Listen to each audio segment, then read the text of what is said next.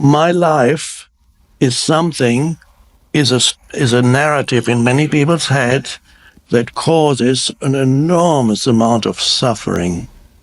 You can't imagine how many people's lives are made miserable by a very unhappy story in their head that they identify with and call it my life. That it's people just driven to suicide by the unhappy narrative that tells them how awful my life is.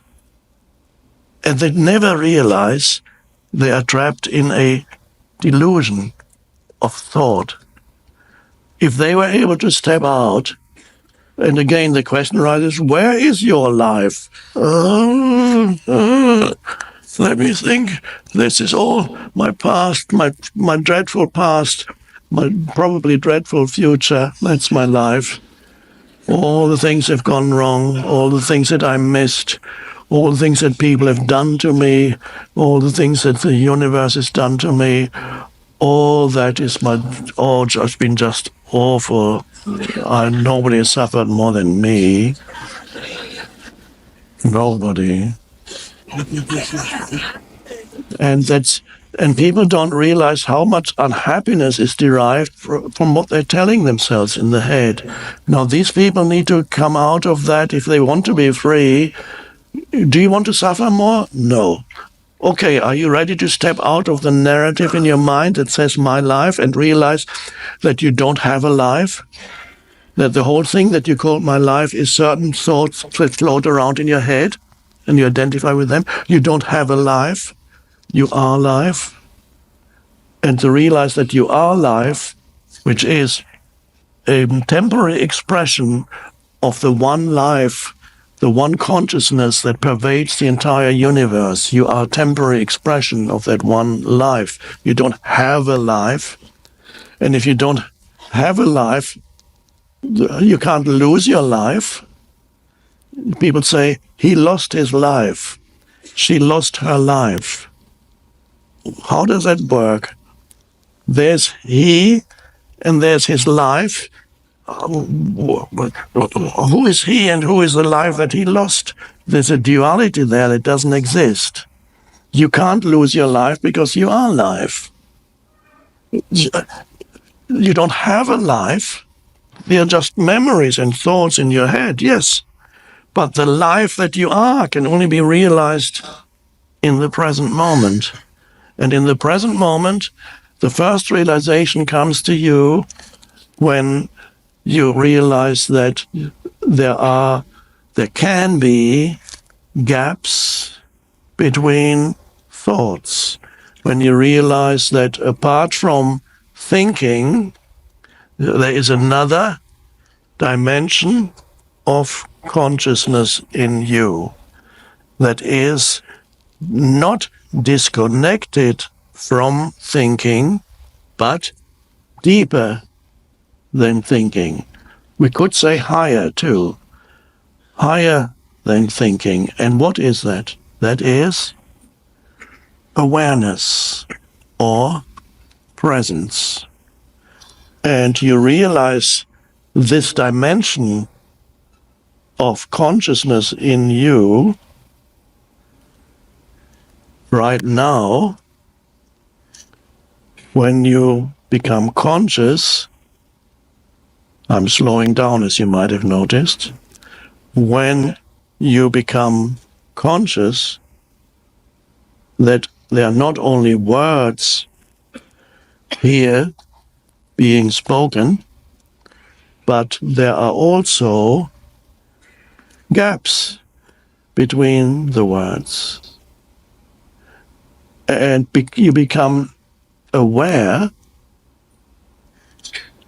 that there are these gaps between words or between one sentence and another. And when you become conscious of that gap, which we could also call a moment of stillness, you might notice that every time you are conscious of this little gap when there's no word,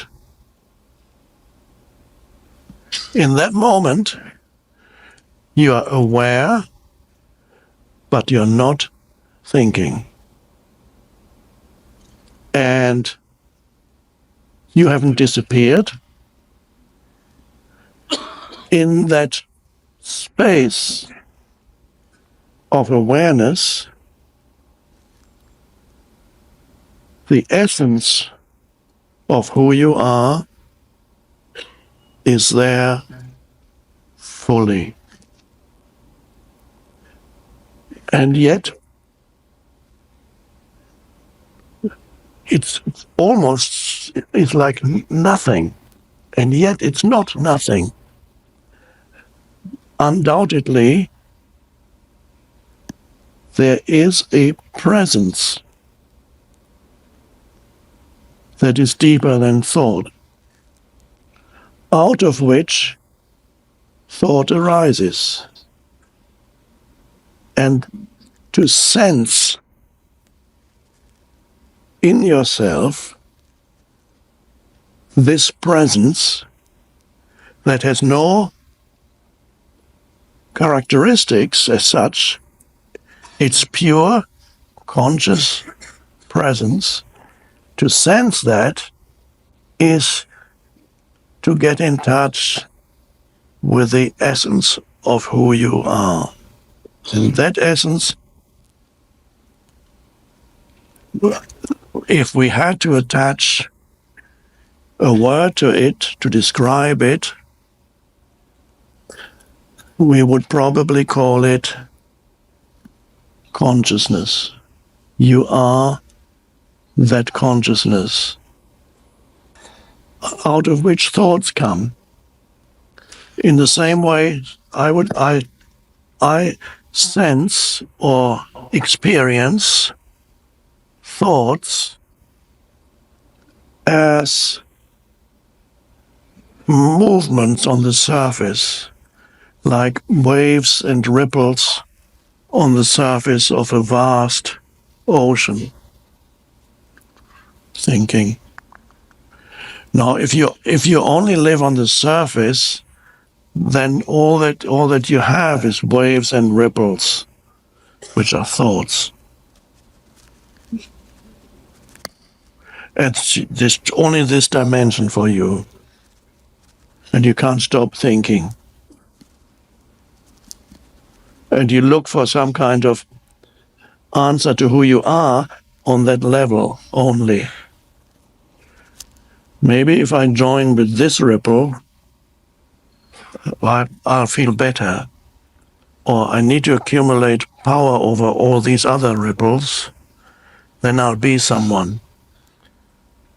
Or I need to own more ripples than others.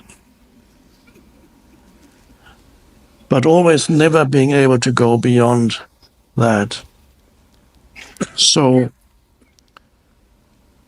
the cessation of thinking, which is not falling below thinking, which is not a regressive step to where the animals still dwell, because the animal has not yet arrived at conceptual thinking. Consciousness, yes, but not conceptualization, not thought. The animal, are we regressing when I present to you the possibility of discovering within yourself the possibility of stepping out of thought? But I'm not saying this is a regressive step towards the animal or the vegetable realm. The dog is more peaceful and joyous than most humans, except neurotic dogs that have lived for too long with humans. The dog is more joyous, non-judgmental, and